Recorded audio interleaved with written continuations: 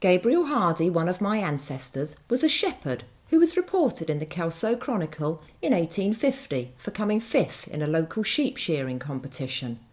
Now, to be fair, his employer, the landowner, was the host of the competition, but even so, achievements that wouldn't make the light of day today were considered newsworthy once upon a time. Overall, I found another 50-odd stories in the British newspaper archives relating to my ancestors. A few were unexpectedly rather interesting, including a couple of crimes where my ancestors were the accused. Others were more mundane, some about the sale of farming equipment, while others recognised achievements on the cricket pitch. Think of local newspapers as the social media of their day.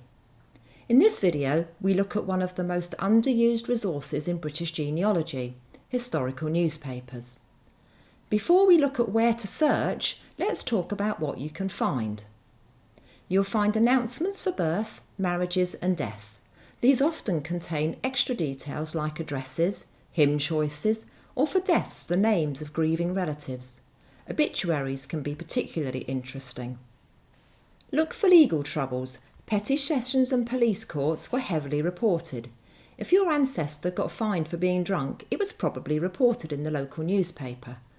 Similarly, if your ancestor was a witness, a victim, or unfortunately the perpetrator of a crime, you will find detailed accounts of the trial.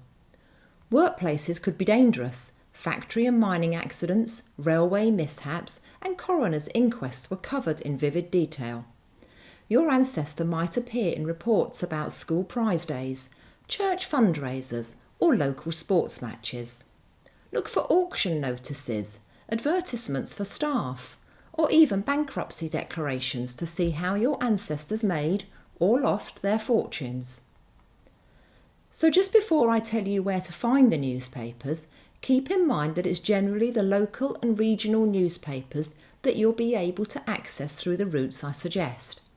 If you want access to some of the national newspapers such as the Times or the Daily Mail, you will need to pay to view their dedicated archives. So let's assume that a personal visit to the British Library in London, where you can book a reader's ticket and view the newspapers for free, isn't particularly convenient, and what you need is access from the comfort of your home. If you already subscribe to a family history website, you may already have access to digital newspapers. This feature usually requires you to subscribe to their premium tier, so you can simply upgrade if your budget allows.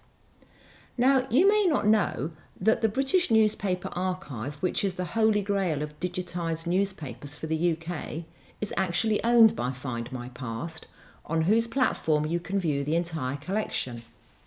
To access the newspapers, you need to subscribe to the Find My Past Everything plan, which costs £170 a year.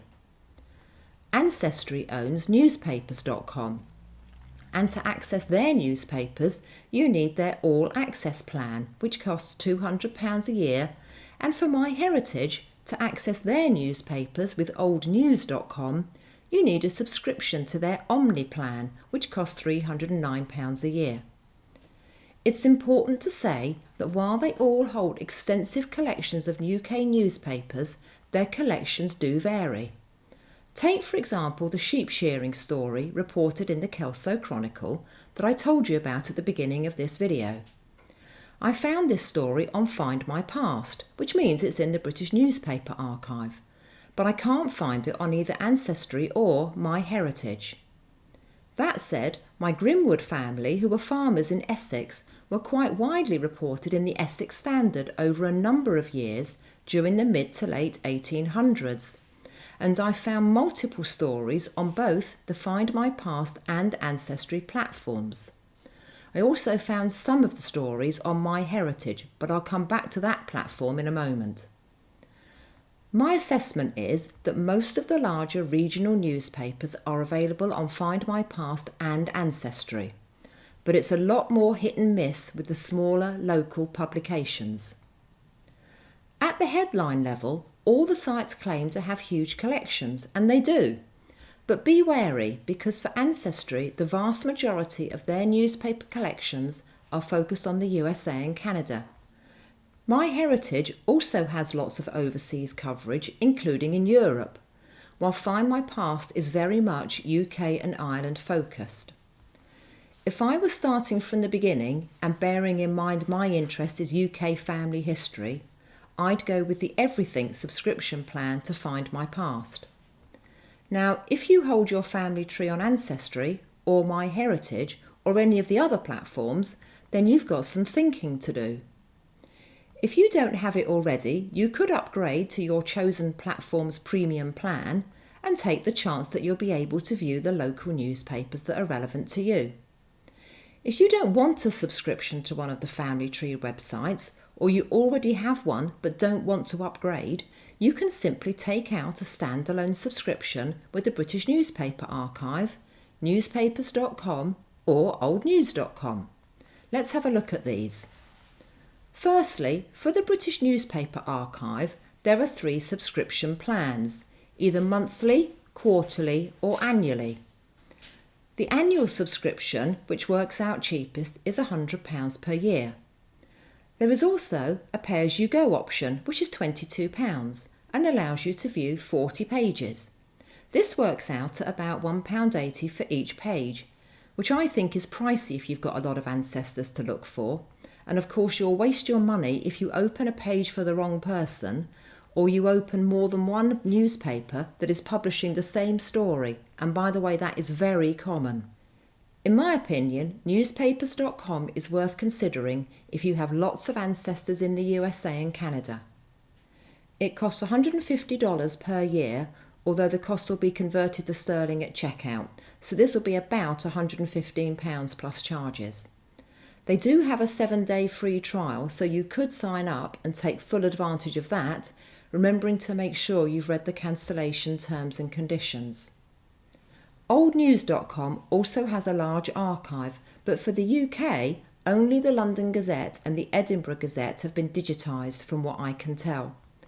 Whilst these are very informative newspapers, you're not going to get the local articles about sheep shearing competitions and such like, so in my opinion, a subscription is really not worth considering. But to find out the cost, you must first sign up for a mandatory free trial. A Google search suggests the ongoing cost is $99 per year. So in summary, if you haven't yet signed up to one of the family tree websites, your ancestors are from the UK, so far as you know, and you want access to the newspapers, my recommendation is to sign up to the Everything subscription plan with Find My Past. It will cost you £170 per year, but you'll have everything you need. If you simply want access to the UK and Ireland newspapers, my recommendation is to take a subscription to the British Newspaper Archive. You might want to go for the pay-as-you-go 40 pages for £22 option first, just to see whether it's going to be any good for you, but I don't think that option is good value for money on an ongoing basis. I like to bring my videos to an end with my top 3 tips, which for this topic are: Number 1, don't be taken in by the headline number of pages that have been digitised. Number 2, look at the list of newspapers, or at least the locations that they have available, to make sure that the areas that you're interested in are represented. Number 3, create a free account with the British Newspaper Archive and check the free to access pages. You may not find anything for your ancestors, but it will give you a good chance to play with the website and see how you like it. I hope you've enjoyed this video and that you've learnt enough about the newspaper resources that are available. Please don't forget to like, subscribe and share this video with anyone else you know who's exploring their UK ancestors. Thanks for watching, and I hope to see you next time.